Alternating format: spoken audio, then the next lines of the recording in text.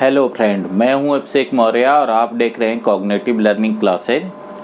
इस cognitive learning class में हम एक बायोलॉजी लेक्चर सीरीज को कर रहे हैं और ये जो बायोलॉजी लेक्चर सीरीज हम कर रहे हैं इसमें आपको एनसीईआरटी के सिलेबस के अकॉर्डिंग जो एनसीईआरटी में टॉपिक मेंशन है उसको बेस बना के मैं आपको लेक्चर प्रोवाइड कर रहा हूँ। ये लेक्चर आपको डिफरेंट एग्जामिनेशन में हेल्पफुल होंगे। ये बेसिकली तो मैं इस पे फोकस करता हूँ नीट और एम्स के एग्ज़ाम पे, बट अगर कोई अदर एग्ज़ाम्स भी आप दे रहे हैं जिसमें ये टॉपिक ओवरलैप होता है तो वो भी स्टूडेंट इसे देख सकते हैं और इसका बेनिफिट उठा सकते हैं। आज का जो मेरा टॉपिक है, आज मैं एक नए लेक्चर सीरीज को स्टार्ट करने वाला हूँ। आज का जो टॉपिक है ये बहुत ही वेटेड लेक्चर है। बहुत सारी मेरे पास डिमांड थी तो मैं उस डिमांड के अकॉर्डिंग जो है इसको रख रहा हूँ। इस पे बहुत सारे स्टूडेंट को इस टॉपिक को उतना वो सीरियसली लेते नहीं है, जबकि हर एक एग्ज़ाम में इसका बहुत वेटेज है। टॉपिक का नाम होगा फ्रेंड्स, मैं सस्पेंस को ख़त्म करते हुए आपका टॉपिक बता दूं। जो हम टॉपिक पढ़ने वाले हैं वो है इकोलॉजी या इकोलॉजी, जो भी आप बोलते हैं, ठीक है। जो इकोलॉजी का टॉपिक है, ये टॉपिक अगर हम नीट एग्ज़ाम के सिलेबस के अकॉर्डिंग लें तो नीट एग्ज़ाम में इससे 10 क्वेश्चंस आते हैं, ठीक है। हर साल इसमें कोई चेंज नहीं होगा, हर साल इससे 10 क्वेश्चन आपसे पूछे जाएंगे। तो 12th क्लास के एनसीईआरटी के हिसाब से ये तीसरा बड़ा टॉपिक है। पहला रिप्रोडक्शन, दूसरा जेनेटिक्स एवोल्यूशन और तीसरा इकोलॉजी। तो ये 10 क्वेश्चन आपको सही करने होते हैं। अब बात ये होती है कि स्टूडेंट को ये टॉपिक ऐसे बताया जाता कि इसको बस याद कर लो, इसमें कुछ समझना नहीं है। इस वजह से जब आप इन चैप्टर को देखते हैं, इसमें 4 चैप्टर हैं। ये एक यूनिट है ना, इकोलॉजी की एक यूनिट है और इस यूनिट में 4 चैप्टर हैं। जो चैप्टर हैं उसमें जो आपका पहला चैप्टर है, मैं एक बार आपको बुक से बता दूं। जैसे अगर आप इसको सिलेबस में देखें तो जो पहला चैप्टर है वो है ऑर्गेनिज्म एंड पॉपुलेशन, ठीक है। पहला चैप्टर है organism and population, second one है इकोसिस्टम, थर्ड वन है बायोडाइवर्सिटी कंजर्वेशन और फोर्थ वन है एनवायरमेंटल इशू, ठीक है। ये 4 चैप्टर हैं, आपकी बुक में लिख दे रहा हूँ मैं। देखो, पहला चैप्टर है ऑर्गेनिज्म एंड पॉपुलेशंस, ठीक है। सेकेंड वन है इकोसिस्टम्स,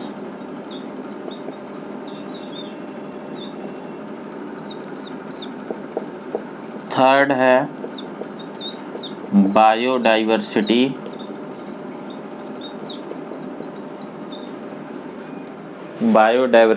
एंड कंजर्वेशन,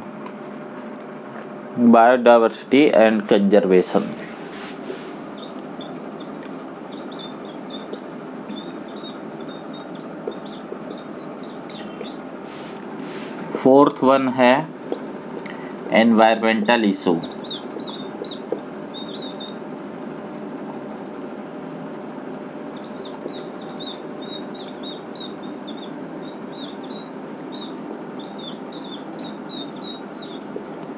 तो ये 4 चैप्टर हैं आपके। इन 4 चैप्टर से 10 क्वेश्चंस आपके बनेंगे। इसमें से भी मार्क डिस्ट्रीब्यूटेड है। 2 क्वेश्चंस हैं, 2 क्वेश्चंस हैं, 4 क्वेश्चंस हैं, सॉरी 3 क्वेश्चंस हैं और 3 क्वेश्चंस हैं, ठीक है। तो इस तरीके से ये रहते हैं। ये 3 से 4 क्वेश्चंस भी हो सकते हैं, 3 से 4 भी हो सकते हैं, तब ये 2 से 1 हो जाएंगे, ठीक है। लेकिन इसमें आपको ध्यान देना है इसके ऊपर के जो 2 टॉपिक हैं इनसे क्वेश्चन तो कम है, लेकिन ये बहुत ही थ्योरी के टॉपिक है। इकोलॉजी क्या होती है उसका थ्योरेटिकल एस्पेक्ट को ये बताते हैं। ठीक है, नीचे के जो 2 टॉपिक हैं ये जो है इनके एप्लीकेशन बेस हैं कि इस नॉलेज का एप्लीकेशंस क्या है। तो जैसा मैंने आपको पहले ही बताया था कि जो CBSE है या जो नीट एग्ज़ाम आज है, इस एग्ज़ाम में बेसिकली आपसे कॉन्सेप्ट और उसके एप्लीकेशन पूछे जाते हैं। तो पहला थ्योरी या कॉन्सेप्ट बेस है, दूसरा जो उसका एप्लीकेशन है, तो एप्लीकेशन को वेटेज ज़्यादा मिलता है, अप्लाइड बायोलॉजी को वेटेज ज़्यादा देते हैं। जैसे रिप्रोडक्शन वाले चैप्टर में जो लास्ट का चैप्टर है उसका वेटेज ज़्यादा है, जो रिप्रोडक्टिव हेल्थ का है आप देखिए उससे नंबर ऑफ क्वेश्चन ज़्यादा है। जितने भी अप्लाइड पोर्शन हैं उनको भी अच्छा खासा वेटेज दिया गया है। अब आपको एक चीज़ मैं बता दूं कि इसमें जो टॉपिक है ऑर्गेनिज्म एंड पॉपुलेशंस और इकोसिस्टम, ये आपकी कोर इकोलॉजी को डिफाइन करने वाले हैं। 2 ही चैप्टर में सारे इकोलॉजी को दिया गया है।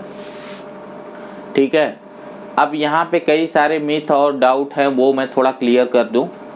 जैसे स्टूडेंट ये मानते हैं कि इसको जस्ट ऐसे बस याद कर डालो, इसमें कुछ सोचना नहीं है, जबकि बात ऐसी नहीं है। ये चैप्टर आपका बहुत ही होलिस्टिक अप्रोच के साथ पढ़ने वाला चैप्टर है। इन सारे कॉन्सेप्ट को हम बोलते हैं यूनिफाइंग कॉन्सेप्ट, जिसमें अब तक जितनी चीज़ें आपने पढ़ रखी हैं वो सब चीज़ें इसमें यूज हो जाएगी। ठीक है, जैसे कि इसमें इस चैप्टर को पढ़ते वक्त आपको जेनेटिक्स एवोल्यूशन का भी नॉलेज ज़रूरी है, रिप्रोडक्शन का भी नॉलेज ज़रूरी है, इसमें जो है मॉर्फोलॉजी, फिजियोलॉजी, इन सब का जो अप्रोच है, मॉलिक्यूलर बायोलॉजी, बायोकेमिस्ट्री, माइक्रोबायोलॉजी, सबको एक जगह अगर किसी एक पॉइंट पे फोकस करना हो, सबके नॉलेज को एक जगह इंटीग्रेट करना हो, तो इकोलॉजी वो फील्ड है। तो इकोलॉजी एक बहुत ही यूनिफाइंग कॉन्सेप्ट है, बहुत इंटीग्रेटेड साइंस है। अगर इसे सही अप्रोच के साथ आप पढ़ेंगे तो ये सब्जेक्ट आपको काफ़ी मज़ेदार लगेगा और वह उतना भी इसे रटने की ज़रूरत नहीं है जैसा आपने जम्पसम्स क्रिएट कर रखा है। तो देर न करते हुए मैं टॉपिक को शुरू करूं, इससे पहले आप लोगों से एक रिक्वेस्ट करूंगा कि इस लेक्चर को, वैसे तो ये जो टॉपिक है इस लेक्चर को नीट और एम्स एस्पिरेंट के अलावा जो है जो अदर एग्ज़ाम के एस्पिरेंट हैं, जैसे TGT, PGT, जो टीचर के लिए एग्जामिनेशन होते हैं, वो डिफरेंट कम्पिटिटिव एग्ज़ाम जिनमें एनवायरनमेंट जो है, इकोलॉजी और एनवायरनमेंट जिनका सिलेबस है वो भी इसे देख सकते हैं, उनके लिए भी ये इक्वली हेल्पफुल होगा। तो फ्रेंड्स, अगर आप इन सारे एग्ज़ाम के एस्पिरेंट्स हैं और इस लेक्चर को देखते हैं और ये आपको रेलिवेंट लगता है तो लाइक और सब्सक्राइब ज़रूर करिए और उसके साथ साथ बेल आइकन को प्रेस करिए ताकि हर नई आने वाली वीडियो को नोटिफिकेशन आपको सबसे पहले मिले। और जब आपको ये वीडियो पसंद आते हैं, इसके कंटेंट पसंद आते हैं, तो आप जो है अपने फ्रेंड सर्किल में, अपने स्टडी सर्किल में, डिफरेंट मीडिया प्लेटफार्म पे इस चैनल के लिंक को शेयर करिए ताकि ज़्यादा से ज़्यादा लोगों तक ये बात पहुंच पाए। तो फ्रेंड, देर न करते हुए अब मैं टॉपिक को स्टार्ट करना चाहूँगा। इसमें से हम पहले चैप्टर को पहले पढ़ेंगे, ऑर्गेनिज्म एंड पॉपुलेशंस। ठीक है, तो बाकी को मैं हटा रहा हूँ, बाकी आप समझ ही गए होंगे, मार्क का डिस्ट्रीब्यूशन वगैरह था। देखिए, हम जो है इसका चैप्टर जो है पहला वाला चैप्टर ही पहले पढ़ेंगे, ऑर्गेनिज्म एंड पॉपुलेशन। इसमें जो सबसे पहली बात ये है कि पहले आपको समझना है कि इकोलॉजी होती क्या है। ठीक है, इससे पहले हम चैप्टर पे आए। इकोलॉजी एक जो है ना बायोलॉजी की एक ब्रांच है, बायोलॉजी की एक ब्रांच है। ठीक है, इसमें एक्चुअल में हम क्या पढ़ते हैं इस बात को थोड़ा आपको समझाऊं मैं। देखो, जब आप बायोलॉजी की बात करते हैं तो बायोलॉजी किसका स्टडी करता है? लिविंग का। और जो लिविंग है, जो भी लिविंग है, ये लिविंग दो तरीके से होता है। या तो देखिए ये लिविंग इंडिविजुअल के फॉर्म में है, मतलब एक अकेला, ठीक है, या फिर उसकी एक पॉपुलेशंस के फॉर्म में है, एक ग्रुप के फॉर्म में है। जब ये इंडिविजुअल के फॉर्म में है तो इसको आप ऑर्गेनिज्म बोलते हैं, और जब ये ग्रुप के फॉर्म में होता है तो उस ऑर्गेनिज्म की आप पॉपुलेशन बोलते हैं। जैसे एक इंडिविजुअल, एक हॉर्स, एक घोड़ा, ठीक है, ये एक इंडिविजुअल ऑर्गेनिज्म है। और जो हॉर्स की स्पीसीज है, अगर आप हॉर्स की इक्वस बोलते हैं, छोड़िए उसको जाने दीजिए, हॉर्स की अगर स्पीसीज की बात करें तो ये इसकी पॉपुलेशन का लेवल होगा। तो ऐसा तो नहीं है ना कि दुनिया में जो हॉर्स है, जो हॉर्स जो बायोलॉजिकल एंटिटी है वो एक अकेला कोई इंडिविजुअल है, ऐसा नहीं है। इंडिविजुअल हॉर्स भी हैं, लेकिन बहुत सारे हॉर्स की एक पॉपुलेशन होती है हमेशा। तो इसका मतलब इसी वजह से चैप्टर का नेम ऑर्गेनिज्म एंड पॉपुलेशन, क्योंकि जो लिविंग है वही या तो इंडिविजुअल के फॉर्म में है और एक ग्रुप के फॉर्म में है, जैसे हम पॉपुलेशंस बोलते हैं। जैसे हम अपना एग्जाम्पल लें तो जैसे मैं एक इंडिविजुअल हूँ, मेरी एक इंडिविजुअल पहचान है। इसके अलावा मैं एक पॉपुलेशन से बिलोंग करता हूँ, एनिमल्स के, सारे एनिमल ही हैं, ठीक है, ये मैं क्लैरिफाई कर देना चाह रहा हूँ। तो हम सारे जो है एनिमल किंगडम से ही बिलोंग करते हैं। तो हम एक पॉपुलेशन से बिलोंग करते हैं और उस पॉपुलेशंस को हम ह्यूमन स्पीसीज या होमो सेपियंस बोलते हैं।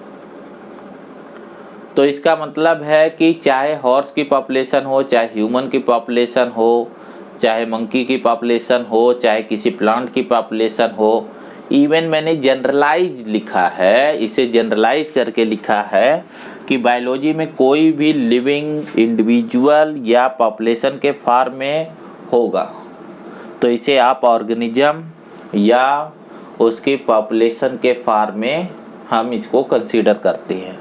तो चैप्टर का नेम भी क्या है? Organism and population. अब इस कॉन्सेप्ट को आप समझ गए कि ऑर्गेनिज्म क्या होता है, पॉपुलेशन क्या होता है, तो मैं इससे आगे चलूं।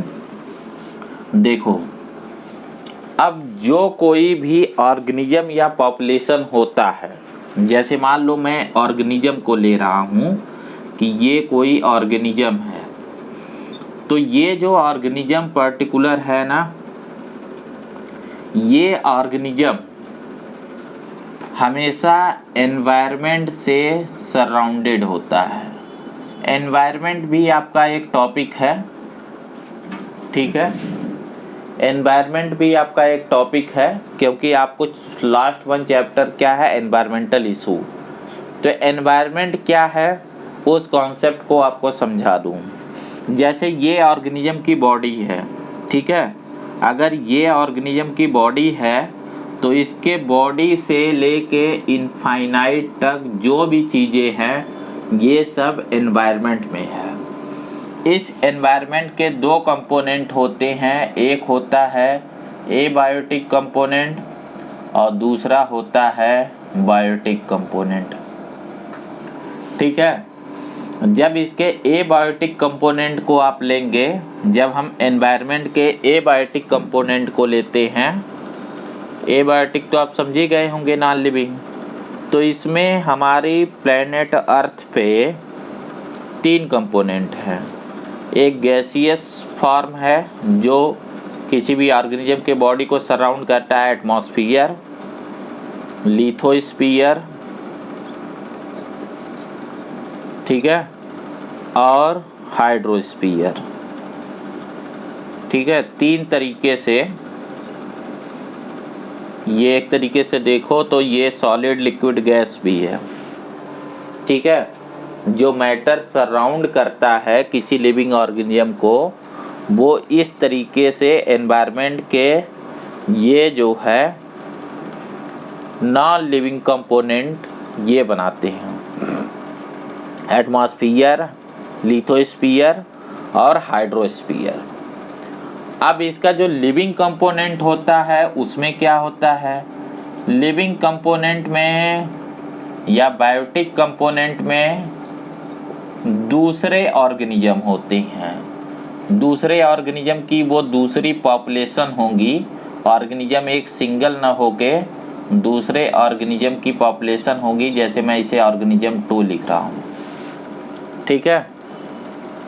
अब देखो, अब क्या है कि पहले आप इस लेवल पे लिखो, ऑर्गेनिज्म के लेवल पे जो इकोलॉजी की डेफिनीशन है, वर्किंग डेफिनीशन मैं बता रहा हूँ जिससे आपको समझने में आसानी हो कि एक्चुअल में आप पढ़ते क्या है।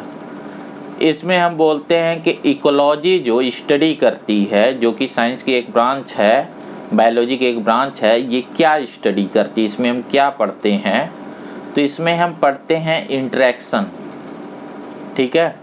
इसमें हम इंटरेक्शंस पढ़ते हैं। ये इंटरेक्शंस जो है 2 तरीके के होते हैं, एक तो ऑर्गेनिज्म और उसके डिफरेंट जो है एनवायरनमेंट्स के बीच होता है।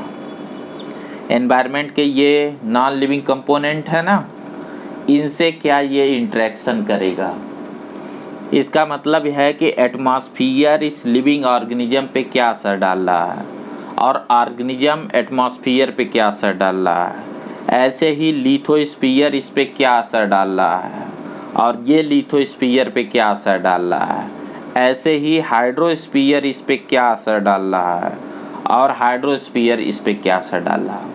इस बात को थोड़ा बेहतर समझने के लिए ना मैं इस ऑर्गेनिज्म की एक पिक्चर दिखाता हूँ। जैसे एग्जाम्पल के लिए मान लीजिए कि ये ऑर्गेनिज्म एक प्लांट है, एक ग्रीन ऑटोट्रॉपिक प्लांट है, ठीक है। एक मान लीजिए इसका नेम भी हम दे दें ब्रैसिका। ब्रैसिका जो है सरसों को बोलते हैं, मस्टर्ड को, ठीक है, ब्रैसिका कैम्पेस्ट्रिस, ठीक है। तो मान लीजिए ये एक प्लांट है, तो अब ये प्लांट जो है क्या करेगा, फोटोसिंथेसिस करेगा। तो जब ये फोटोसिंथेसिस करता है ये प्लांट, तो ये एटमॉस्फेयर से CO2 लेता है, ठीक है। तो इससे इंटरेक्ट हुआ क्योंकि इसने इस सोर्स से लिया और इसमें वापस ऑक्सीजन को डालता है, ठीक है। लिथोस्फीयर से इसने मिनरल लिया, ठीक है। जैसे मान लीजिए मैं पोटेशियम आयन को लिख रहा हूँ, ठीक है, या फिर अमोनियम आयन को इसने लिया,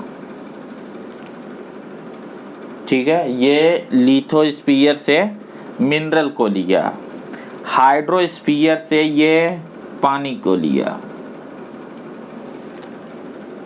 ठीक है।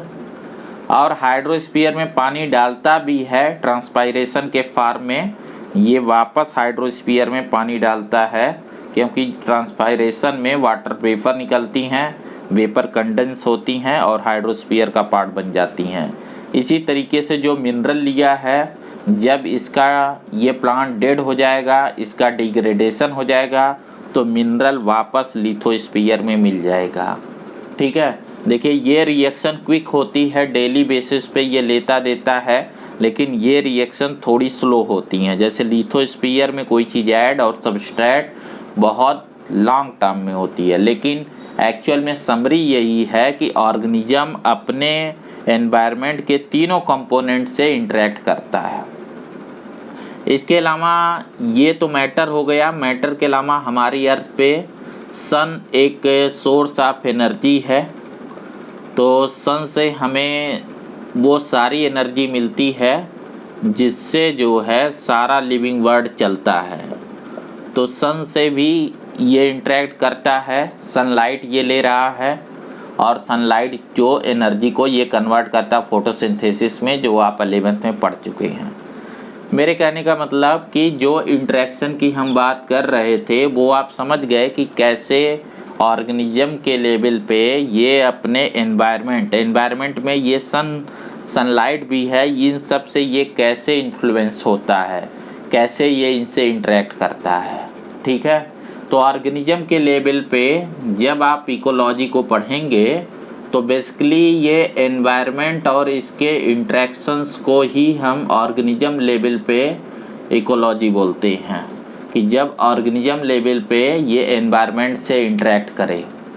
लेकिन लिविंग ऑर्गेनिज्म जैसा आपको बताया कि ये इंडिविजुअल लेवल पे न होके हमेशा एक पॉपुलेशन का पार्ट होता है, क्योंकि ये जो आप ऑर्गेनिज्म को इंडिविजुअल लेवल पे बता रहे हैं ना, ये जस्ट एक थ्योरेटिकल एक्सरसाइज है। रियलिटी में कोई भी ऑर्गेनिज्म सिर्फ इंडिविजुअल लेवल में नहीं रह सकता। जैसे ह्यूमन में सिर्फ मैं ही अगर जिंदा रहूं और बाकी कोई न जिंदा रहे तो मैं ज़्यादा दिन तक नहीं रह सकता, क्योंकि हर एक चीज़ मॉर्टल है। आपने 12th क्लास में लाइफ स्पैन पढ़ा है और मेरी लाइफ स्पैन के बाद मैं मर जाऊंगा और पूरी ह्यूमन पॉपुलेशन ख़त्म हो जाएगी।